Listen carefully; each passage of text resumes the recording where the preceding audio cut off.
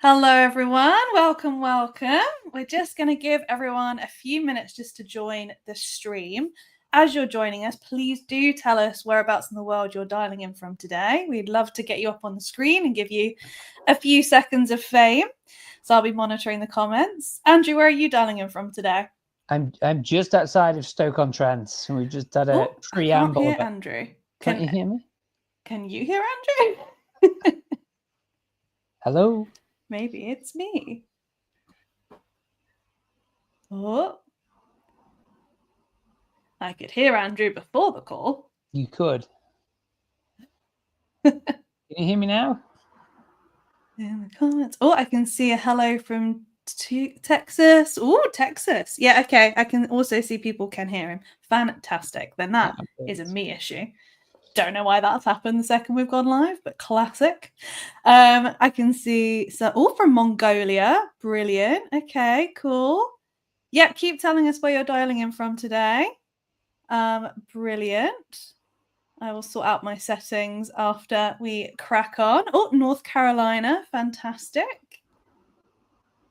Oh, yeah. Okay. Another Texas, St. Louis. Okay. We've got a good US contingent today. That's brilliant. Toronto, Canada. Oh, and Mexico. Okay. It's much earlier in the day for a lot of our audience than it is for us. So I will let them bear with us as we are at the end of our day, but we are super excited and pumped to talk to you today. So our talk today, as you should all know, is about AI search and the new rules of SEO. I'm Paige Hobart. I'm digital marketing lead at a company called Unily, and I'm so excited to hear what Andrew has to say on this huge topic today. Little bit of quick housekeeping, the boring bit, sorry. We're going to consist of a short presentation today. Andrew's going to run us through some really cool stuff. Then we're going to do some Q&A. Please pop your questions in as you think of them. I'll scroll all the way back to the top and try and do the first questions first so that we have a chance to get through as many as possible. So the earlier you get your question in, the higher the chance of us getting to answer it. The session is being recorded, so you'll be able to watch back later if you couldn't make the whole thing or you want to just refresh yourself later. A fun fact about Andy, and I'm sure he'll cover this in his intro in a moment, he was a police officer for 20 plus years. Very interesting start to an SEO's journey, as I imagine most of us started in completely different industries and just fall into SEO. But without further ado, I'm going to hand over to Andrew to kick off his deck and do a much better introduction. I think there's a cool slide in there as well, while I sort out my audio settings. Thank you, Andrew. Thank you, Paige. Thank you for the introduction, and hello to everybody on the call. I'm super excited to be here, by the way. Look, I learned so much from webinars before I became an SEO professional. So being able to give you this training today means a lot. So it's very hot here in the UK today, so bear with me. It's been a long day. So the session is called How to Break into AI Search. There is a lot of slides, so I am going to move fast. And it is a very detailed and complicated subject. So you will have questions, I'm sure. So who am I? My name is Andrew Holland. I'm the Director of SEO at JBH, and we're a digital PR and SEO agency based in the UK. We work with big, large brands and small to medium enterprises. I've been doing SEO professionally now for over 10 years. But like Paige said, I do have a bit of a background. I learned SEO as a covert detective. I was in the police force for 20 years, and one of my jobs was I worked in informant handling and covert policing, where we had our own search engine. And my role was to infiltrate organized crime groups, recruit informants to gain intelligence and to utilize that intelligence on a search engine, which was an entity-based platform. And then, that's how it all started. I got involved in SEO after that in terms of learning it and Google. And then I went off and started my own agency when I developed bad asthma and left the police. I'm also the author of a book called The Value of SEO, which is available on Amazon. It's a few years old now, which is basically my sort of like ramblings from LinkedIn.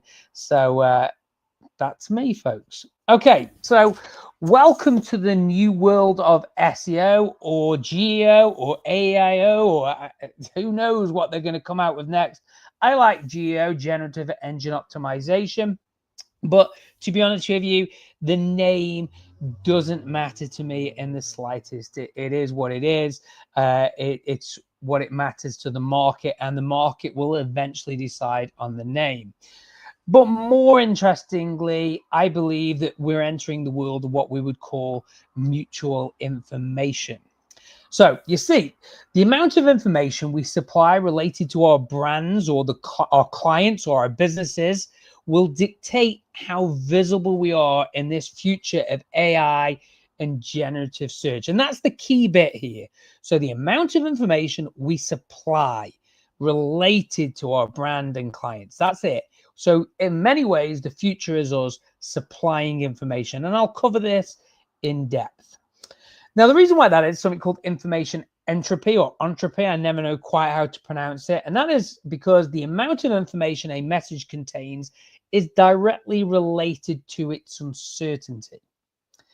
Now, this is from a guy called John Wu, who wrote a fantastic book called The Beauty of Data and Mathematics. John Wu is a former Google engineer, and get hold of that book if you can, because it's literally a guidebook of natural language processing and search engine and how search engines in NLP works. But in this book, he stated nearly all applications of natural language understand information processing and signal processing are related to the elimination of uncertainty.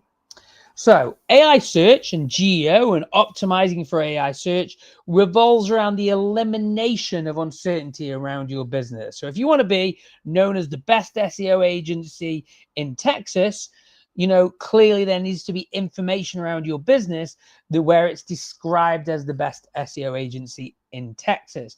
And the more certain the machines are that you are one of the best SEO agencies in Texas, the more likely that you're going to be returned. And this happens because of mutual information. So information that supports the brand's positioning. So why does this work? Okay, it works because something called embeddings, and in essence, we hear the word embeddings, cosine similarity, they're thrown around, probably too thrown around, but embeddings is the core engineering principle behind this. And embeddings is a complicated subject, and basically word embeddings is a natural language processing technique where individual words are represented as real valued vectors in a lower dimensional space and captures their inner word semantics. In a nutshell, it turns everything to digits, and it can understand the relationships between words. So each word is represented by a real valued vector with tens or hundreds of dimensions. And yes, and this is the key bit we have to remember, it also means words related to your brand. Now, if this is an actual screenshot of TensorFlow, it's an embedding projector. You can search for this, it's free, and you can have a look at how words visualize in a multi-dimensional space. Search TensorFlow embeddings projector, and it will turn up, and you will be able to see it's very much like going through an image of the universe or a galaxy, where you can sort of isolate words and see the relationships and the distances between words. And this is a screenshot from Market Brew AI, which is a platform which looks at embedding similarities and chunking and so forth. And you can see that there's a lot going on behind the scenes and a lot of analysis, and this is content analyzed in very different ways than we used to do before. So the thing you've got to understand is links and words supply AI-powered search engine with information. Now, links, I don't want you to just think about NLP here. I want you to think about search engines as the Google machine it is, because it's the Google machine that is still powered by both AI and natural language processing. And obviously LLMs like ChatGPT just have the natural language processing element, and they're utilizing search engines as well.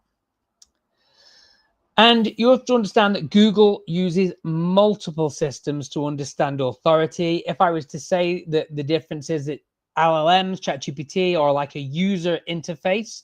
Whereas, you've got the whole technology behind Google, which is vast and been around for a long time. They are largely chalk and cheese. One is almost like a parasite to the other, living off it to a degree, but as a very, very complicated and impressive user interface. So a good way to think about AI search is Google's front page and Bing's front page just got a massive upgrade in user interface. And that's a good analogy to think about it. So, but how does a search engine measure authority?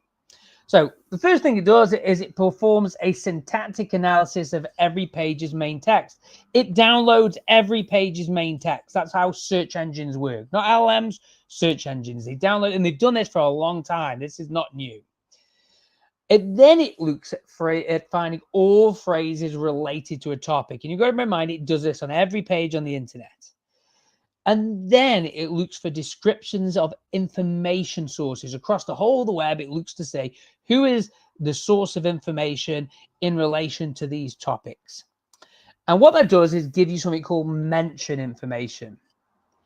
Now, mention information is basically, they're looking for who is being mentioned related to topics, which is a form of mutual information. And stage 2 is they find a correlation between the topic phrases and the information sources. Okay, what's going on? Who's the one being talked about? Who's the people supplying this information? Then they cluster the topic phrases. These are phrases that have the same meaning, the semantic relationship. And then they cluster the pages of a website according to subdomain or subdirectory. And that's important because not all are authoritative. And you can have a website that's getting traffic and it has quite high link scores and it's not necessarily authoritative in the eyes of Google, because we know they don't use PageRank or PageRank signals and scores. It's a very complicated algorithm with multiple stages and multiple tools. Then what they do is garnish with a sprinkle of weighting mentions and iterative algorithms like PageRank. That's one of them. And you have authority built on mathematical models. So basically that's it. It doesn't matter what our opinions are. And everyone says just write great content. Well, machines don't have opinions. They use maths to figure out what is great content according to their own rules and relationships. So now AI-powered search leverages search engines because it's easy for them. It would be ridiculously expensive for AI-powered search engines, LLMs, to go and actually become an own search engine and have an index. It would be really expensive. They've got too much going on. So they leverage Bing and Google because it's easy and it's cost-effective to do so. And to be fair, search engines organize information and that's easy. So they can piggyback off that. So the question is, how do we use this? Okay, and our core weapon, I discussed it before, is mutual information. If anything you take away from this webinar, it's the idea of mutual information, information that supports what you want to look at for your brand. You see, to reduce ambiguity, mutual information quantifies the relationship between two random variables. And basically, like I said, if you want to be the best SEO agency in Texas, if that is your whole brand positioning, you need some information that supports that and lots of types of information to support that as well. To increase visibility in AI search, regardless of platform, the aim is to reduce the ambiguity of your message, and that's the key. And if anything, the future of this, the future of GEO, AEO, whatever you want to call it, is actually brand and business positioning, and there's lots of reasons for that. So you do this through 3 ways. Okay, the 3 core methods of optimizing your website, and I've been doing LinkedIn posts about this for some time, and people say, well, all right, how do you do it? Well, how does it work? Okay, it's dead simple. Your on-page content supplies information related to your positioning to the search engine. Then lots of information in lots of different ways, and I'm more than happy to talk about that in depth. Now, the other method is the brand mentions associated to what you do or what you want to be known as. The brand mentions are absolutely key. You need to have that mutual information on the pages of other websites. And obviously, the other method is your appearance on search. Now, I think the data from SEMrush and some others, and anecdotally looking yourselves, you've got about a 30% or a third of a chance if you are on page 1 for a given keyword to be returned in the results in an AI powered search or an LLM. And there are reasons behind that, quite complicated reasons. But basically, if you are on, SEO, we're not throwing SEO under the bus. SEO value carries into AI search. You're not going to lose anything by investing in SEO, and all these years of SEO will help you. It's a different game. But your appearance on search is definitely leveraged, and not just your appearance in relation to your keywords, in your appearance related to lots of aspects. Now, focusing on these factors will help you to increase your visibility in large language models. So how do you start? Okay, the first step is largely the key here. You need to identify your brand's positioning. Now, I'm a big fan of copywriting. I'm a certified copywriter. I was a paid copywriter. I did a lot of writing over the years, and occasionally I do get asked to completely rewrite someone's homepage or very important business assets. But the thing is, with most people, they aren't very good at clarifying your brand's positioning. We've all seen the meme as well, it says dentist near me was the company's name, and that went out there, and the reality is your brand's positioning is really important. Now, I can't state this or overstate this enough, because your positioning in the future of AI search, what you're going to see as AI becomes the default mode in Google, you're going to see traffic splintered. So when Google turn around, they've got this thing where they say they're supplying more businesses or more websites with more traffic than they have done before. I completely believe that. But what's actually happening is that traffic is being splintered all over the place. Yes, they're answering tons of informational queries that arguably they might be better in many cases to do that, but they're sending a lot of traffic to a lot of different places, because AI-powered search and natural language processing is being leveraged heavy by Google now. And when they switch on AI mode, it's going to be obviously the default for this, and it works differently. So unless you've got your brand's positioning tightened down, then you're going to struggle. Now, the reason why it's important to get your brand's positioning tightened down and hire a good copywriter at some point is because what you're going to do is you're going to basically work with more of the kind of customers you want to work with. So if you're a PR agency with a focus on the beauty industry, you want to attract more beauty industry clients. So you niche down, and you actually, it's not an unusual concept in SEO. You niche down and you have that positioning tied.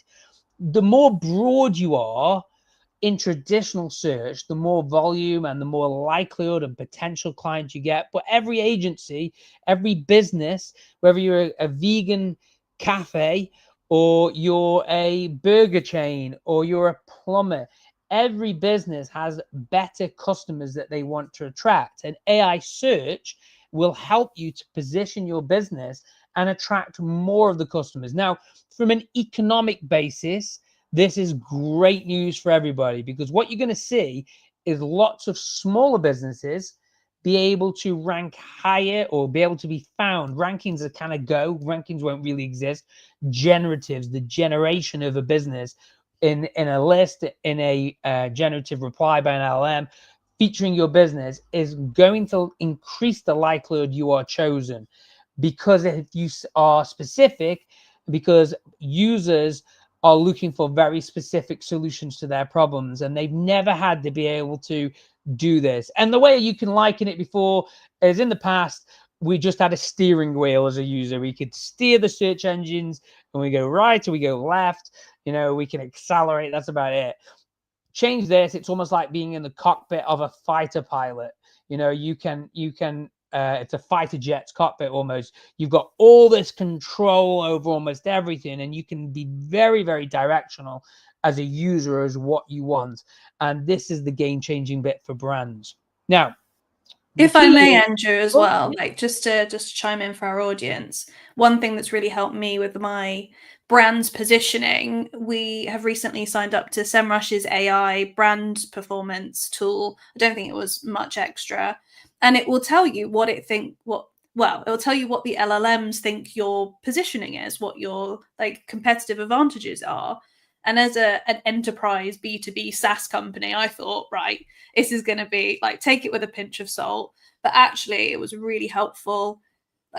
For example, it told us that our analytics was a particular USP for us, but it isn't something we've really leveraged as a marketing team. So yeah, if our audience want a quick win today, check out SEMrush's AI brand overview to check your positioning from an LLM's perspective matches what you think it is as well. Brilliant. Yeah, that's exactly right. Yeah, there's loads of ways to do this, by the way, you know, with tools or not with tools, just using ChatGPT, Claude, and then the others. And you'll find out a lot of information as well in your search console data if you're using customer regex as well. That's a great way to find out lots of information about your business. So, you know, what you've got to do is you've got to find out who are your ideal customers and what do you offer them, and isolate that. Who are the best customers you love working with? Doesn't matter what kind of business you are, you need to identify them because that's your position. That's what you want more of. The danger, I have to say, is that you have to look at total addressable markets. And what you're going to have here is lots of people, lots of businesses being able to get more revenue from organic search, but you will have less of the bigger businesses being able to take a piece of that pie. And that's just the way it is. Now, you're going to have to activate more marketing channels. That is true. Businesses and brands that have done very well from organic search will suddenly find themselves struggling or getting less traffic as it's splintered around. And that's what's going to happen. So, and it's really bad because a lot of people have done really well with SEO and scored and done incredible jobs. And you're going to see your traffic go. And it's nothing to do with anything that an SEO has done wrong. It's just that traffic is leaking to where it should go, to people with more accurate descriptions of what they want, and they're going to find better solutions.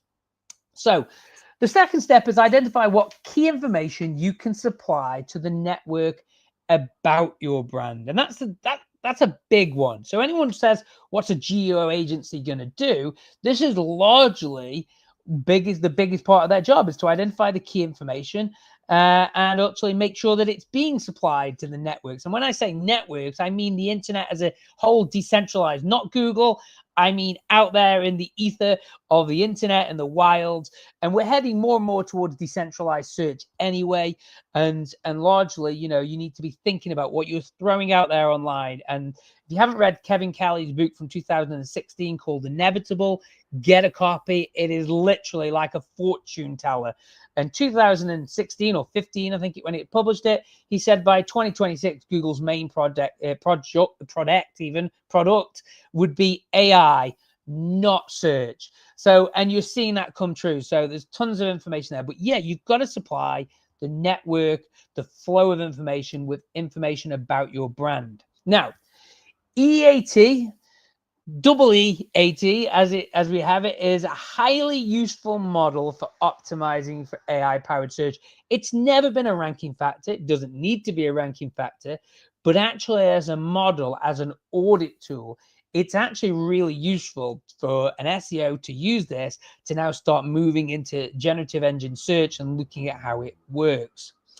You see, LLMs are looking for specific information that matches search terms that they have used. So an LLM will use long tail search, as we would call it, but it will think very differently in how it breaks search down. You know, it's got lots of going on in there, but they do this thing where they break the search, your prompt down, your query, break it into little parts, they expand it, they use query fan outs, what they call, and there's things called reciprocal rank fusion, and they measure the text and the results. They look at embedding vectors. They do this in seconds, split seconds, to be able to find what best matches. Now, if you've got any background in natural language processing, there's something called TF-IDF, which is largely the underpinnings of all the advanced stuff in Google and sentence level BERT.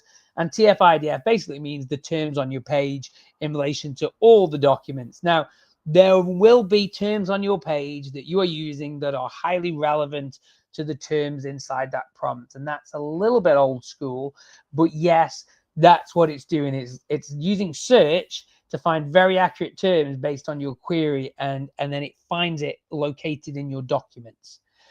Now, the key here is the inclusion and exclusion of data will make huge differences to visibility of your brand. So depending on your prompt, okay, got a slide just pop up there. So yeah, my traffic's gone. Depending on your prompt and how it works, and what the users prompt, and depending what information is out there, they might find your brand very quickly. But because you haven't got a certain piece of information elsewhere about you, they won't return you. So, and I'll give you an example from something I'm working with. We have a client who is geographically positioned, so their target audience is the UK. But what they've been doing is they've been going on podcasts, they've been interviewed, they're in directories with a geographical twist to them. So when they got returned by an LLM, we had to investigate this because they weren't being returned for the UK based businesses, going broad after a broad UK solution. And when we analyzed it, the LLM was finding these references of them where they actually describe themselves as being a geographical location in the UK and servicing businesses in that area. So that presence actually meant them, okay, well, no, they're not a national based company. They are located in one location. They haven't got multiple offices, and they've already said they specialize in serving businesses in this area. So logically, they will actually do better for geographical returns in LLMs and based on that area, and not national. But because that information is out there, it's giving the LLM a reason to exclude it from one or the other, and then that all goes back to your brand positioning. So now the step 3 in this process is identify what key information you can supply about your brand. Now, there is lots of key information you can supply about the brand when you break it down. You can supply location, you can supply maps, you can go in directories, you've got on page, you've got blogs, podcasts, links, PR mentions, citations, case studies. There's a load, your about page. There is an absolute truckload of information that you can supply out there. Now, the reason why this works is because you're supplying mutual information around your brand, your expertise. And the best way to think about this is we used to be in the business of supplying information. Well, the world has enough information, really. And what you've got to get into now is the habit of supplying information about a business or brand. And that doesn't mean we throw content under the bus. And people have read some things I've wrote on LinkedIn and got this the wrong idea. I don't believe that we should be targeting keywords anymore. I believe that what we need is phenomenal writers. We need brands to invest in new content because your consumers want to know more about your views, want to know more about your brand, more about your position. And consumers are very interested in the things that brands say about the things they care about as well, related to the product.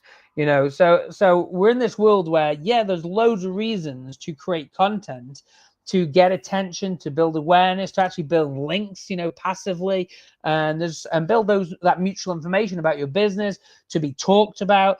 And there's lots of types of content that can do this: advertising, PR, content on your blog, your YouTube, your LinkedIn. Everything is almost going to be indexable and findable by LLMs. So you've got a wide variety. And as an agency, if any SEO agencies are on the call, as an SEO agency, and if you're going into GEO, you will specialize in one, and your product will actually be something which you do really well. And there's been a period in the past where you had case study agencies. There'll be people out there that are great at directories.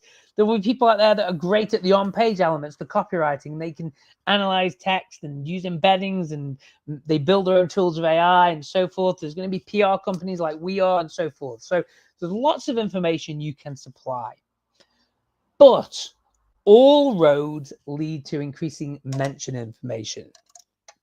Now, mention information is a form of mutual information because you want others to mention your brand. Now, I have to say, this is nothing new. You want the mums at the school gates talking about you. And I use that in a very, very broad term. And the dads, because I used to be the dad at the school gate. What I mean by that is you want to be talked about in conversations. Now, you want to be talked about in conversations offline that don't matter to your business in terms of the online presence. And you want to be talked about in conversations online. And you want to be talked about by others. And you want to be talked about and mentioned and features and all that kind of stuff. And all roads lead to you increasing the mention information about your brand and increasing what they would call fame. Fame relative to your industry, relative to you. And that's what you're looking at. Now, the reason why this is is that mention information is hard to cheat. And it's a superb source of mutual information for search engines and LLMs. Yeah. So this is the game here. This is where the crossover. Now, a lot of people have been building years and years of links with exact match anchor text, and niche edits, which just have an anchor text of like SEO agency Manchester, and and there's a little bit in there. You want to hire an SEO agency Manchester, but that's not talking about your brand or mentioning your brand in relation to being an SEO agency in Manchester or Texas or whatever you want to be. It's exact match anchor text, and largely those links are going to lose value more and more over time as rankings also lose their value. So the reason why it's hard to cheat is you need a mention, you need information, you need an authoritative subdomain or category related to what you're being talked about. And you see, the way I like to call this is brand mentions are the backlinks of AI search, and digital PR, what we do, by the way, gives you both. And digital PR isn't suitable for every brand. I'm the first person to say that. Not every brand can go out there and do digital PR. Every business can go and earn publicity. That's a whole different conversation than actual digital PR for search engine rankings and links and brand mentions. But every brand can go and do publicity, and every brand can find a way to give more mutual information to the systems. But the reason why it is because these brand mentions, this mention information, reduces the ambiguity for large language models and search engines as well. And large language models love it. Send me phenomenal writers. Yeah, the writers are back in fashion. We threw them under the bus for AI. Now they're back in fashion. So, and if you're wondering what this might look like, this is actually something we did for a client ages ago, and it was a commercial map distributor. And this was out of a piece of content. With this in mind, we have spoken to Expert, that was his name, founder of leading commercial map distributor, and we actually put the link in there. And then he provided some tips, and that's a mention, the type of mention you can get in digital PR circles. And there you've got your commercial map distributor, you're telling the search engines, the LLMs, what somebody is. The way to think about this is become mentioned, be the source of information, be known by people for something, and search engines, LLMs, be talked about, and try and be famous within your sector. Very different. We're entering what I would call the P.T. Barnum world of search engine optimization, where actually the pizzazz has got to come back in the industry, and I'm looking forward to that. Now, I promise, for those who saw a LinkedIn post I put out there, I promised some secret stuff in relation to all this kind of stuff. And this is stuff I've never revealed ever publicly. And my boss is probably going to kill me for revealing it. And there you go, some P.T. Barnum stuff here. Okay, so the hidden factors stopping AI search visibility. If you get this wrong, it doesn't really make any difference what you do. You'll struggle. The first one, or the main one, is inconsistent mutual information. I kind of alluded to that with that example around that business. And this goes back, for those of you who do local SEO and get local SEO, NAP, name, address, phone number, that's part of that. Yeah, that is right. But also now we're talking about what your brand's known for. Now, that's not to say your brand can't be known for multiple things. We're a digital PR agency that, yeah, woohoo, health writers must eat. Yeah, I love it. So if we're a digital PR agency that offers SEO services, and yeah, we target the term SEO agency, and we have a location aid, and we're doing it nationally and so forth. And yes, you can be known for multiple things. It's just harder. It's just harder the way you veer off. But that's no different than a human. If a human landed on our website, JBH's website, you would see we're a digital PR agency. We used to be a digital PR and SEO agency. Then we got tanked by Google. We were ranking for both digital PR and SEO terms and got tanked because natural language process came into the search engines, and embeddings and so forth happened, and it struggles the ambiguity to understand it's a digital PR and an SEO agency. But LLMs don't have to worry about that. LLMs now can try and find you as a digital PR and SEO agency, and they are fine. We're landing clients because we are a digital PR agency that understands SEO. And it's the same for yourselves. You can be a beautician's or a beauty salon that offers multiple treatments and different is known for different things. But that's not necessarily going to be the core brand statement you have. You might have a brand statement. And this is the thing, your brand positioning is so important in this world. It is massively, because you get to choose and exclude your customers you want to attract. However, That doesn't mean you're going to win loads of customers in every marketplace because you're going to be known for something in search. It means you will have to activate marketing channels to find additional customers. And that's another big subject. Some easy mistakes are location, what you do and you target customers. And that is, if you're inconsistently targeting different customers, we were, give an example, when about a year or two ago, I think our positioning was digital PR for consumer brands. I think it was, we lost B2B clients. That's the way it works because we were very focused on our positioning. And we love working with consumer brands and we have fantastic results. But what we have is when you're in a search engine ranking, mostly you are eliminating your leads because you're basically giving people your positioning in an LLM or AI powered search world. That might be where we want to go next by positioning and niching down to get more of those clients. But that's a business decision. And everybody's going to be faced with business and brand decisions. So I mentioned this. How to increase visibility in 24 hours. This is an absolute spammy technique, so I do apologize for it, but this is going to be the reality of the way it works, and it's happening in AI overviews now, and it is, drum roll, mention swaps. Okay, we've heard of link swaps, reciprocal link building, that goes on in SEO. Mention swaps is the new reciprocal link building, and it's going on. Now, the reason why we know about this is because I started doing this a long time ago. And what ended up happening is I found ourselves being on list posts, being mentioned as one of the best digital PR agencies on others' lists. And yeah, nicely so, we made our own lists. And sure enough, that helped us rank. And literally, you can go and exchange a mention with somebody on a list post. And I know Lily Ray will hate this, but this is the way it is. And the other thing is we've got to get out of this business where what we're doing is exchanging links and trying to manipulate it. Actually, no, we're actually supplying mention information around your positioning, and it makes sense to do that. And advertorials are a big part of the web anyway. A lot of what's going to move forward in the future is you're going to have to pay for placements in directories. There's going to be money exchange between businesses for visibility because it's advertising. That's what we're talking about now. It's advertising. And Google has got to get its head around that, and they're trying to, and maybe not doing very well. But LLMs don't care whether you got a link or not when you purchase it. They care about where you mentions. But what I would say to you is, on a long enough timeline, the more this happens, the machines will have to go and find another piece of mention. So if every brand is mentioned to the same degree and everyone's maxed out in the mentions, it will go and find a better source of mutual information. That's just the way it works. Now, here's one I said is why copywriting matters massively. I assure copywriters who have been had 2 years, maybe 3 probably, of pure hell. Go away from the idea that copywriters could be replaced by AI. AI actually will help copywriters to produce better content, faster produce it, and make it more valuable to the business. But you need that core skill of copywriting. Copywriting is a big part of this because, yes, semi-phenomenal writers, because it goes back to business and brand positioning is the new keywords. Forget about ranking for 10,000 keywords on your website. It's all about your brand and business positioning. It's going to be very few things matter to you, which can be described in thousands of ways.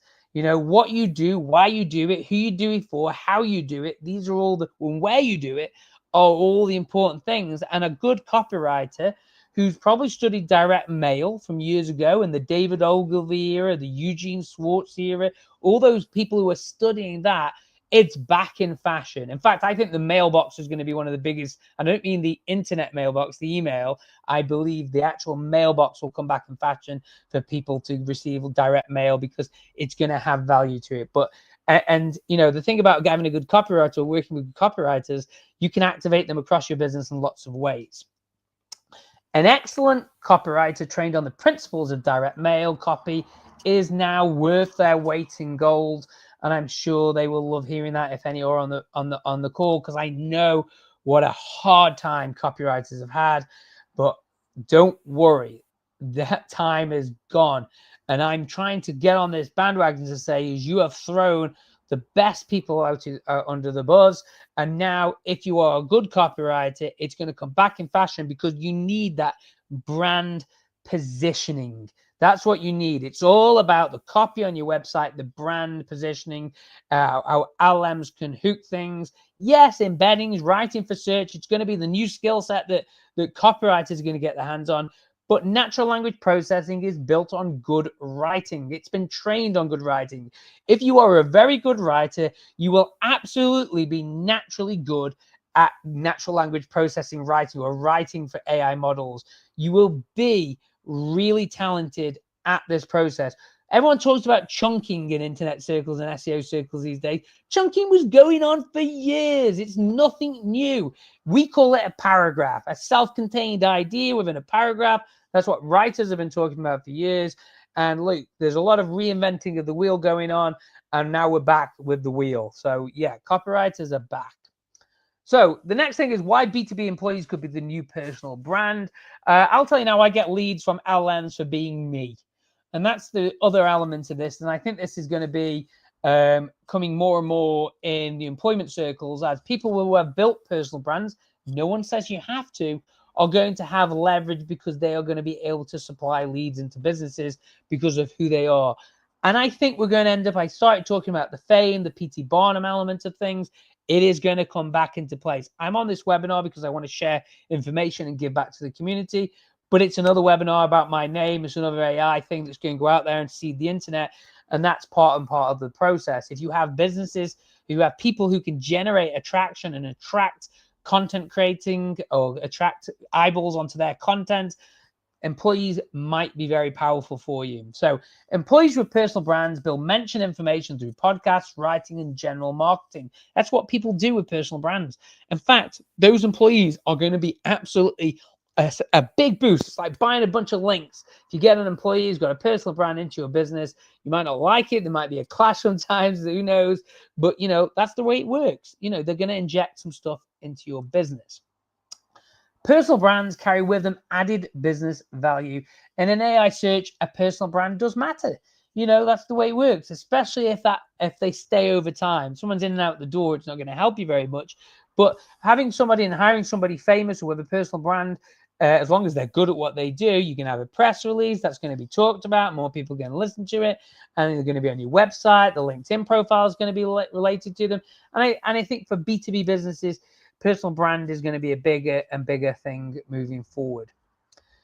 Okay, so how to write content for AI discovery. I've got to move through this quick because we've got a hard stop at the hour. Okay. So how to write content for AI discovery. Yeah, okay, so the way to write AI content or content for AI discovery is to actually do good writing. And that's the truth behind it. And if you go and study natural language processing, like I say, you can see all this in the world. It's been trained on great writing from years and years. And what you've got to do is, there's some tricks to the trade, you know, how you answer it and things like that. But all those are going to go downhill over time. Natural language processing is going to get more and more advanced. It's going to understand the words matter and ultimately great content. Now, this is the problem. Is if you are a direct mail copywriter, you are already perfectly aware of how to do this. But one of the tricks I'm going to tell you, you will not have heard this anywhere else, is to think about a page on your website in terms of information packages. I didn't invent that. It comes from information science. So your H1, your headline is a information package. You know, the subheader underneath that is an information package. What is in the packages within the wireframe of your pages? And usually those are chunks or paragraphs or sections. What does that information say? Is it self-contained? Is it related to the actual core keyword you want to rank or the things you want to be known for? For example, placing your opening hours in an easy-to-find location on your website. Yeah, sure enough, they might be in your footer.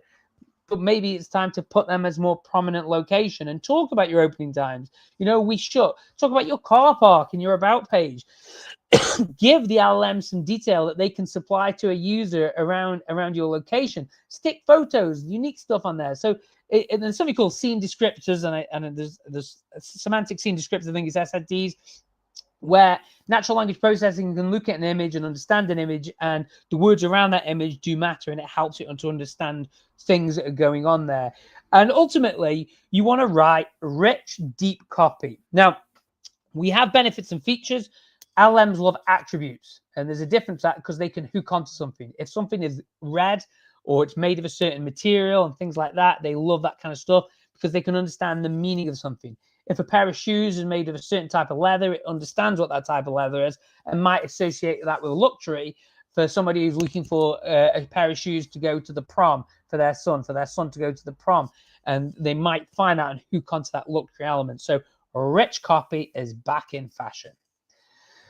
Now, why is geo a must master skill or a must offer? Why is geo a must offer service and a must master skill? And the reason why that is, folks, is because this is not good. You can't put this back in a box. It is out there. It is going there. Google are in absolute panic stations. So SEMrush did some studies. I mentioned SEMrush as well. I'm allowed to do that page. It seems not according to the chat, but SEMrush did some data studies. Others have, which shows that if you were to go on this path, AI search will take over traditional search within the next 2 years. And some people said, no, it's 10 years away. It's 5 years away. I did an analysis myself recently using a bell curve adoption. And yeah, it's about 2 years from my analysis as well. So what I would say to people is this is going to be bigger and bigger. You know, I spoke to my wife. She doesn't get Google AI mode. She doesn't even know how to use it. And more people don't. And we didn't know how to use ChatGPT very well when we first got it. We had to learn prompt engineering and so forth. And everyone on the B2B sector is getting better at this before the B2C sector. Expect that to come in. My mother-in-law uses ChatGPT and she's 65, maybe 66, can't remember, but she uses it and she learned that because the hairdressers were all taking it. My daughter popped downstairs to me yesterday and said, there's a trend going around. Let's take a picture of our garden and let's do a glow up of our garden on ChatGPT. She named ChatGPT when she wanted these things. It is happening, folks. You've got to get to grips with this and got to offer it. Geo is online business optimization, and the goal is to be part of generative responses that matter, and that's the goal. And if you're not going to offer that as a service, trust me, others will, and they'll pick it because that's the difference. We're going from search engine optimization to online business optimization, which is what SEO always was. Now it's even more important, and that's the truth. So when everyone says it's just SEO, to a degree, yeah, but you've got a user interface you've got to satisfy, and that user interface is very complicated. Now, here's something you need to understand is the value of rankings will decrease the minute the AI mode is default. And what I mean about that is currently now Google has got the AI mode in a different location. And when it brings it into the search engine rankings, the rankings will be on another page probably. Who knows how they're going to do it. But what you'll have is your rankings. The value of those rankings decreases. The more we use AI mode, the more we use LLMs, and traditional rankings will decrease. The speed of which that decreases will depend on the speed of adoption, and also the second Google's market value will decrease or increase depending on their execution. At the moment, my money's on their execution being very flawed indeed from what I see, and they don't have a good track record of it. Anyone remember Google Plus will remember all the it's going to take over Facebook. It didn't. This is going to make Panda, Penguin, and the HCU updates look like a day in the park. And that's the reality of what's coming for everybody. But it's a good thing for everybody. Unless you're absolutely crushing it out of organic traffic, you should be preparing. A geo service can offer copywriting, PR, off and on page optimization, and more. Offering geo as a service is going to make your business even stronger if you're an agency. And the reason why that is because each deliverable is real and offers instant value. It's no more buy now and rank later, which has been the default message of SEO. Geo is actually very tangible value delivered immediately. Okay, so geo is how the SEO industry is going to evolve. It's coming. And sorry for Anton's going to kill me for this. It's a digital PR book. It's on the slide deck. It's our book that our agency offers if you want to learn more about digital PR. And finally, I've gone through that quickly because we've got 12 minutes, so I've got to dash. Any questions? Wonderful. Thank you so much, Andrew. I'll let you have a drink and catch your breath back before we jump into Q&A. Just a little tip from me before we jump in. If you're not sure which LLMs are affecting you in your website, if you haven't noticed it yet in GA4, they have AI referral traffic as a session primary channel group. If you can find that, because we all know and love GA4 and how it named everything differently. But yeah, you can go and check that out and it will tell you which LLMs are driving traffic and even conversions to your website. So you'll know it's important. Right, Andrew, got your breath? Had a Yes, I'm drink? ready. I'm glad Let's to do do it. this. So, top question from Hans. How do you audit a brand's mutual information footprint today? And what benchmarks would you use to compare it with competitors? Okay, Great. so I dare mention the S word again. We've already done it. There are tools emerging out there. You know, the very basic model, just go and ask ChatGPT or Claude or any of the other Geminis what they know about your business and brand. And that's the reality of it. Obviously, they have custom instructions, they have memories and stuff which can depend things. You know, ask it, log out, ask friends and family to do that, see what the differences is. There are tools emerging. There's a free listicle one that I forget which business. There's so many tools out there at the moment that will give you information about things. What you want to be looking at is the sources, and also what you want to do is go and do some prompts that you think your customers might answer. You can go and find this out using a custom rejects, and you can go and use ChatGPT to build your custom rejects or Claude. And then what will happen with rejects, I never know which one there is. And what the regex will do is it will give you search terms which are like 4 or 5 words longer, and you'll be able to see in your search console the data of people that are searching and the broadness of topics. You can go throw some prompts in, you can build them out, and you can go and see and look at what's going on and sources around your business, and also look at your link profiles, see what that's like. Is it all anchor match, or is there some brand mentions? And look at the actual format around that, and that'll give you some guides. And there are lots of PR tools out there as well, but you know, sometimes a Google search will be just enough. Yeah, really good. And I'm sorry, Hans, just to mention it one last time, the SEMrush brand thing has recently, I think in the last week or so, introduced citations. So you can see who's being referenced for which tools, and it's really interesting to see which websites. But that's enough for them. Well, stop. Other tools are Marcus is going to available. love you. He's going to be like, Marcus, he's going to send you some champagne or something. That would be great. Thank you. Okay, right. Next question from Biz Consulting Group. Could you walk us through the blueprint, if any, if you use to optimize your content so that it's easily discovered by AI algorithms? Blueprint's too complicated to walk through, but essentially what you need to do is you need to build your own tools, really, and that's the truth. There's nothing quite there out the market right now. You know, you've got Surfer and Phrase and different ones who are looking at what's already ranking. I think they will improve. You've got Hrefs.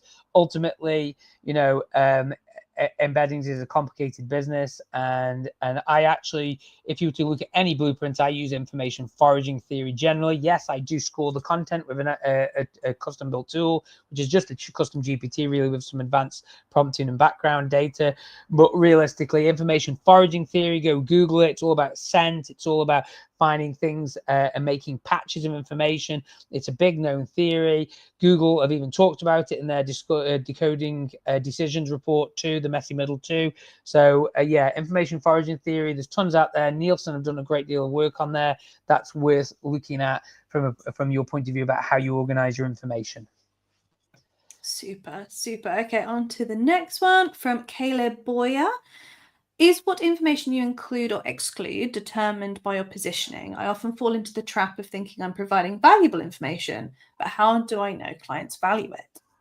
Okay, that's really, really good, but don't think about okay, so knowledge search is dead and buried. The only thing you need to know about now is creating new knowledge in relation to things and things consumers want to read that is different. And there's a reason why that is because Google Discover's so big, you know, so you can actually reach your consumers and advertise to them about your brand by producing content that's going to serve their needs about what they do. And there's millions of examples I could give around that.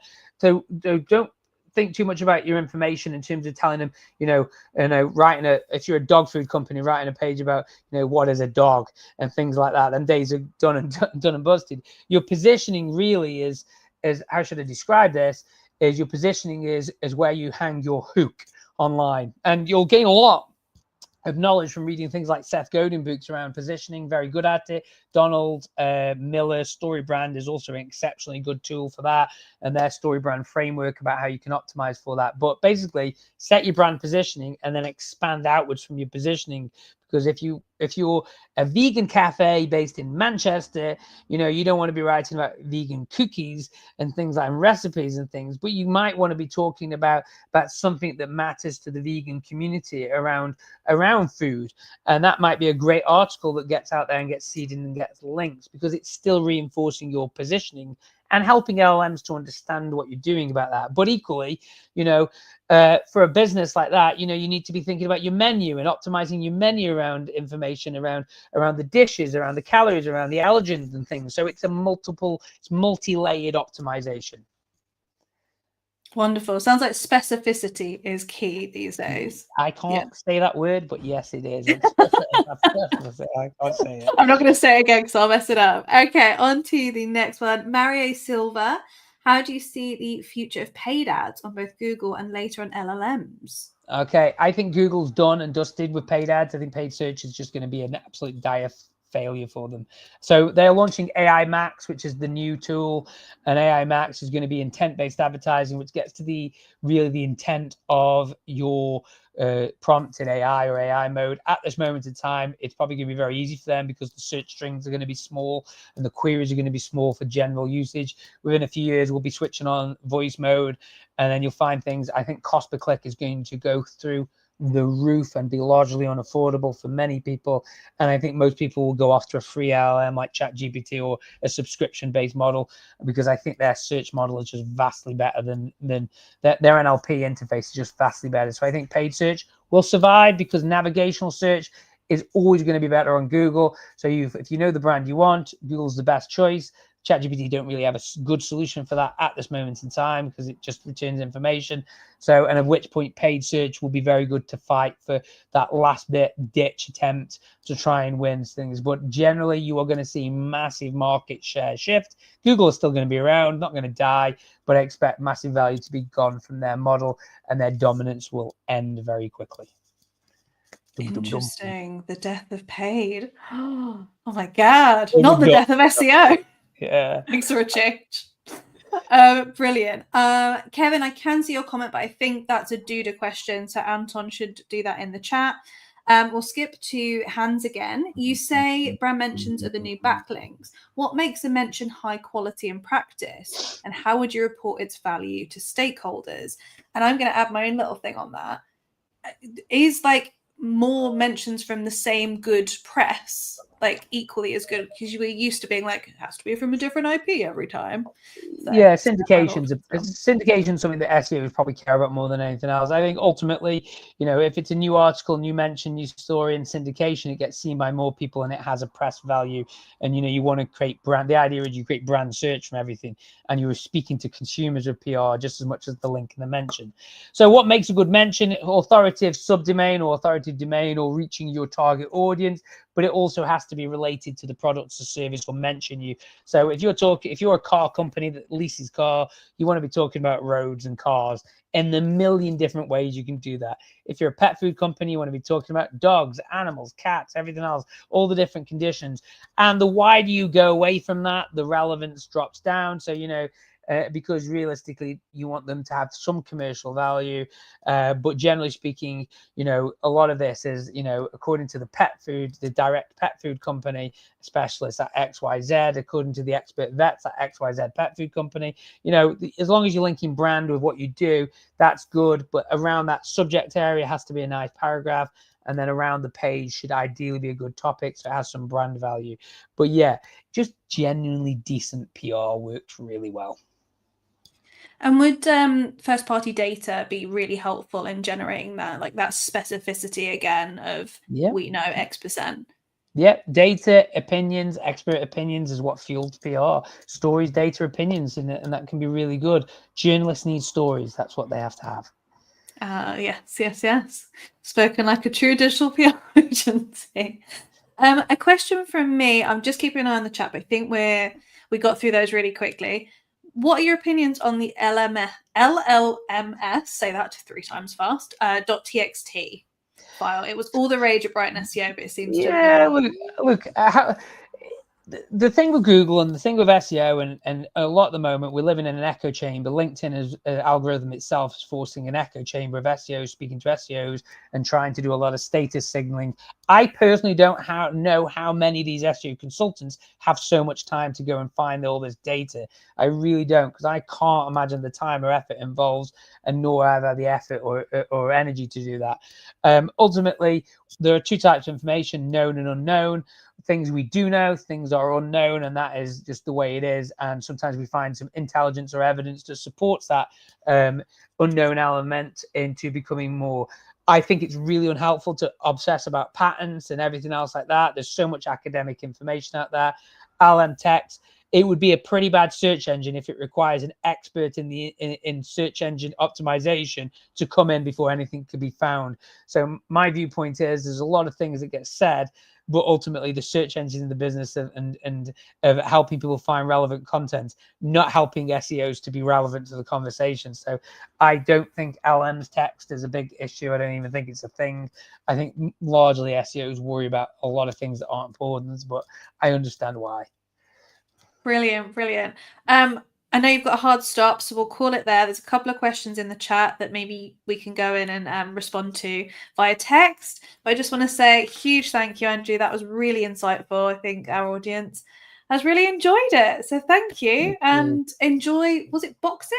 I've got to take the daughter boxing. I coach boxing 3 nights a week for kids and adults. So, and the daughter's one of them. So, and it's sparring night. So I've got to dash. But thank you very much, Duda. Thank you, Paige. You've been fantastic, and thank you, Anton, as well, for everything he does in the back end. And I wish you all really well. If you want to connect with me, I'm on LinkedIn, and fire away your questions. I will answer them at some point.